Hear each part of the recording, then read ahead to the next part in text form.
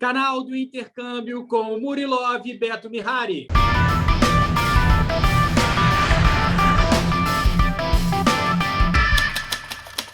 Hello, guys. Today we're gonna speak English only. You know, that's the new thing that we're gonna be doing with the Canal do Intercâmbio, or channel of the exchange programs all over the world. You know, I don't even know if it's correct or not, but that's our first episode like that. So for that, I'm also gonna, introduce you guys to him. He's a special person for me. But first, Murilo, before we introduce this guest, this really nice guest that we're bringing from abroad, I want you to say hello to our audience. And after that, please introduce our friend. Yeah, for sure. Hi, guys. Welcome to this video. And today, as Beto said before, is our first international interview here in our channel. So we have a pleasure to have here our friend David. So David, you are more than welcome here. And please introduce yourself to our subscribers and tell us a little bit more about you, man. Thank you, Beto, and thank you, Murilo, for the time and for the opportunity of being here. It's great. I've been following you guys, and I'm a huge fan of the channel. So I was actually really looking forward to being here today. So who am I? Well, I think I've been all over the place. I think, I started in the industry probably 14, 15 years ago on the agent side. And that was a really interesting experience where I was able to do a little bit of everything, from counseling to operations to marketing to human resources, and many more. I was able to travel a lot through that experience. And then I moved on to a little bit more of a migration-oriented type of programs, particularly for Australia. Then I moved to the other side, which is the school or the institution side. And I worked for a group for a number of years, promoting Canada, Australia, Ireland, the United States. So again, I was able to travel all over the place. And so that was really, really good. I've also been very fortunate to work with another university within the same sector, higher education, Australia focused. And now I am focused on Canada and the United States. I have recently started on this last experience last year, let's say post-pandemic. I would like to think about it that way. And focusing on promotions and marketing and really supporting our agents, because I think more so than marketing, our job has transformed into really helping shaping the agent's strategy and supporting that with our knowledge and with everything that we learn and hear from our experience within the industry. So that's really interesting. I think that has been a very positive change after the pandemic. So that's pretty much it from the professional side. From the personal side, I love to cook. I think I like to think I am a very good cook. I come from a family that has had really good cooks and own restaurants and things like that. That's my free time type of activity. So anything related to kitchen things, gadgets, that's my passion. And just spending time with family, friends, traveling, of course, as soon as we can. I cannot wait. Every now and then I just pull my passport out and I'm just like, oh my God, how much I miss you. And so super looking forward to the time when we can travel again without so many restrictions. So that's it. Great. And David, where are you from and where are you basing now? I am from Colombia, from a southwestern city named Cali. I am a Caleño, and I am based in Colombia. So from here, I support all of the agents in the region with a team that we have in place and continues to grow, hopefully very, very soon. Great. Beto? Good. So guys, as you can see, we brought someone very special from the industry. And today we're going to talk, or we're going to discuss a little bit about, future trends, how the COVID change how we work, but we're going to do it one by one, step by step. David, you're going to be bringing your inputs as you are in Colombia, and you know that you Mm, take care of the Latin America market, so you also can give us some inputs of what's going on with the other mm, countries, yep. But I think it's gonna be for the people who are in the other side who is watching this for the first time in English. I think it's gonna be a really, really good. We're gonna have a really good content for you guys on the other side of the couch or the screen. Okay, so David, as we talk about it, and I know that you work with higher education, right? And we've been seeing that. How can I say? How can I put that? The English market is a little bit damaged. I would say with Mm, the COVID. Because mm, the borders are closed. We don't have the visas are not being released, so it's been very, very complicated for who is working directly with English, like me and like Murillo, for example. And I mm. want you to give us a little bit about the perspective of the higher education, if it's also challenging or it's a little bit better, for the English. If you want to later, we can talk a little bit about how English or how higher education is in Brazil. But can you give us a little bit of your input regarding the higher education in Latin America? I would say what you Mm. have been seeing. Yeah, absolutely. And I would agree with you, Beto, in terms of the how the market has been damaged because of the pandemic. There are visa restrictions in place and travel restrictions in place because English is considered a non-essential or a non-discretionary type of program. So students either need to take that from home or using all the online tools that are available right now, or just postpone their studies, which is also really interesting because that has opened a brand new market niche, which is of those students that are studying online.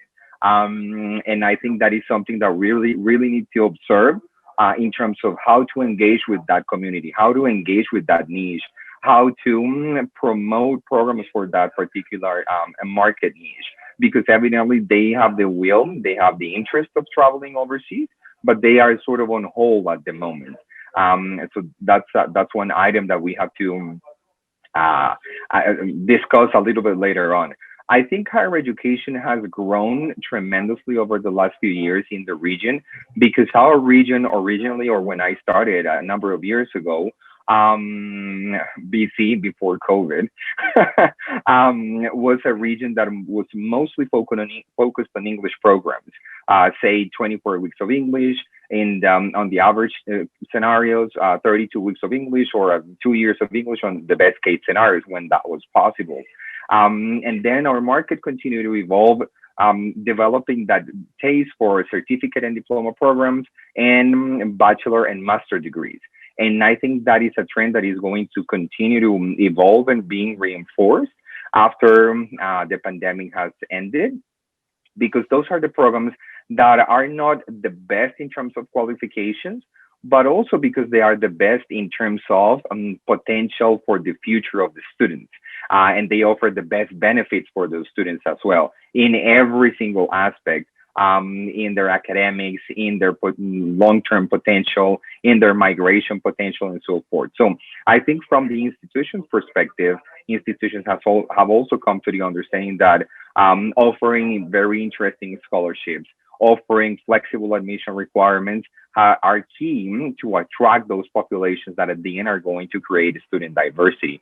So, and also our students, I think, are well more educated in terms of knowing what a certificate program is. I remember, again, a number of years ago when I started, that explaining what a certificate or a VED sector was to a student was very difficult. They would not comprehend that easily. And now oh yeah, certificates and diploma programs. Yeah, yeah, those are the ones that I'm interested in. Okay. And that is something very significant for our market. So definitely, I think higher education is going to continue to grow in a combination of good pricing, market adjusted prices, scholarships so that we can generate diversity within the classroom. I think that's what the future looks like. And definitely looking at how we can engage that with those students that are currently studying online, their English component. How can we articulate those two interests? And I'm leaving some questions here. What is going to happen in the near future when borders are in fact reopened for those English students? Are they going to continue to prefer to study online, or definitely the cultural exchange and being on site and on market? Of course, that is absolutely relevant, but now everyone has sort of realized, oh, okay, I can do this from home. I can do this from Colombia, and I can save some good money, at least on the English component. So is that trend going to continue, or we are going to see like a shift, total shift on, okay, now English, go back to campus, and then carry on as everything happened previously? Hmm. That's a good question, Murillo. That we're seeing. I want your feedback a little bit, Mr. Murillo, because you're very quiet. I don't know what's happening to you, I'm but shy because my English is not that good like yours, guy. you know. But I think this is very important what you said, David. Especially that we can see from the last 10 years. It was a lot of difference when we grow up. We didn't have so much English. So you see that nowadays the kids, even if you're in Colombia or you're in Brazil or you're in Costa Rica or whatever, they kind of have their background, the study of English. They're already kind of getting there, for in the, how can I say, in the end of the school time, they already have the English skills. So definitely, I think that the higher education, increased. That's one of the reasons, of course. A good thing that you mentioned, right, is that, for example, okay, and if the borders are open, everybody's going back to the English, because what you said is very important. A lot of people that wanted to do English, but for have a better job, or for apply for another position, or for a course or whatever, they see that they could do it online. But then we also have to remember the ones that wants to go as an experience. So how it's gonna be, when we say, okay, guys, you can travel, because that's something, David, that we're discussing, like in the other day, me and Murillo, that people are very tired of staying at home, not planning to travel, and I guess that whenever people say, okay, it's okay now, you can travel, I think that will be boom. It's gonna be booming, again. I Yeah, don't I know. think What do you think? What do you think, Murillo? yeah, I think the same because I don't know there in Colombia, David, but here in Brazil, Brazilian people they buy an experience. They don't buy only the course. So we can see now that virtual classes are not so popular here in Brazil because the Brazilian people love to go and to join everything there and take pictures and get the full experience. So in Colombia, is the same thing, or do you think the virtual, like now at that times, it's a kind of popular course there in Colombia to study English? Hmm. I think Brazilians and Colombians, and I think Latin Americans in general, we share that same sort of identity, cultural identity, in terms of wanting to go to the place and wanting to make different friends and wanting to explore the places. We are huggers, so like getting together with people, and just knowing that I have a friend from Brazil, I have a friend from Peru, I have a friend from Mexico, and sort of getting together and sharing that experience. I think we are alike in that particular way, and definitely when including myself in there, one, everyone is clear to travel. I think, as Beto said, we are going to experience a boom, which is going to be amazing for our industry, because those plans that were postponed and those things that were okay, so putting it on hold for a little bit, then everyone is going to want to do that. But still, maybe for those where affordability could be an issue, maybe for those that prefer to focus their entire resources into their main program, or they want to prepare for a longer period of time and they can make it more affordable from home rather than going there. Maybe for those persons, online programs are still going to continue to offer a solution and an opportunity. And schools, I think, are going to continue offering those type of programs.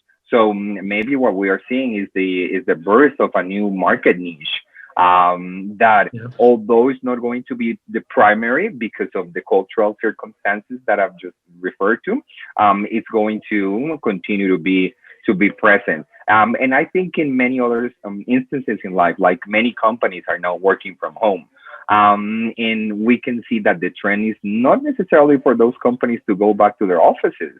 They have now realized that employees are working harder. They're working in so many ways better from their houses. And what for paying thousands of dollars or millions of dollars in these amazing buildings where they can work from home and savings can happen.